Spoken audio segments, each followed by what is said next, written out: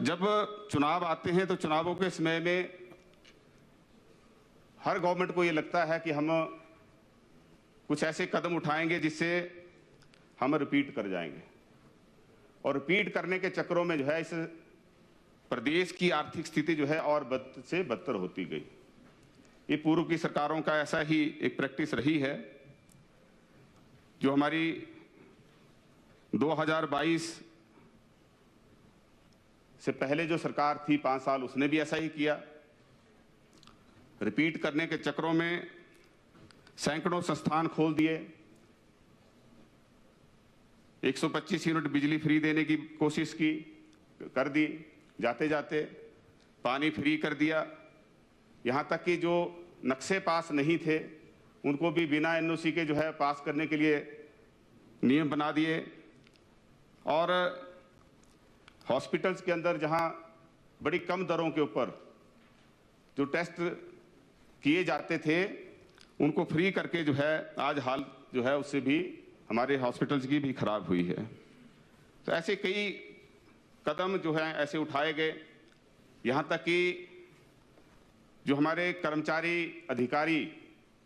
उनकी प्लेसमेंट जहाँ पे कोई वैकेंसी नहीं थी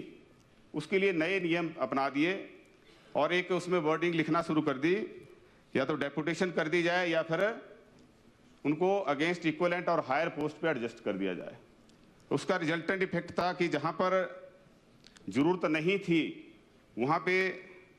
ज़्यादा कर्मचारी तैनात हो गए और जहाँ पे जरूरत नहीं थी वहाँ पे जो है उसका नुकसान झेलना पड़ा। ऐसा भी ध्यान में आया कि कई जगह पे डॉक्टर की जगह जो है वो क्लर्क उस निर्णय की वजह से जो है या ऐसे जो ट्रांसफर थी उनकी वजह से वहां पे नियुक्त हुए।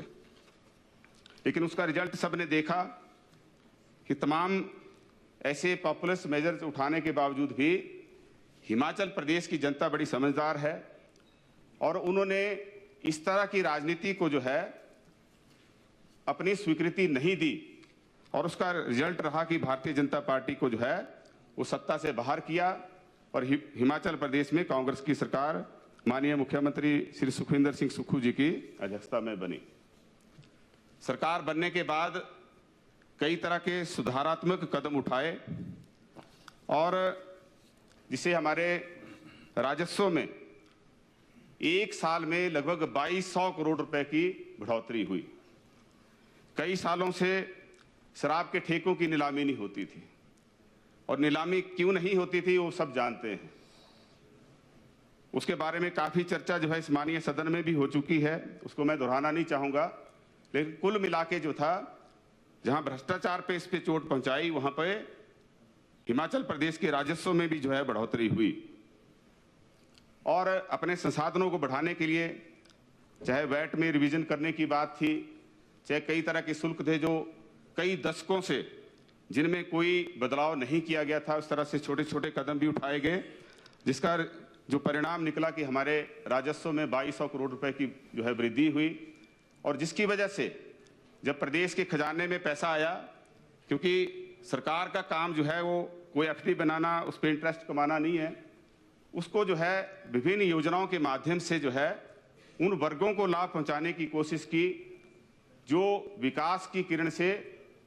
अछूते थे। चाहे वो सुखाश्रय योजना के तहत जो अनाथ बच्चे हैं उनको जो है हम एक मेन स्ट्रीम डेवलपमेंटल मोड में जो है लाने के लिए हमने सुखाश्रय योजना बनाई।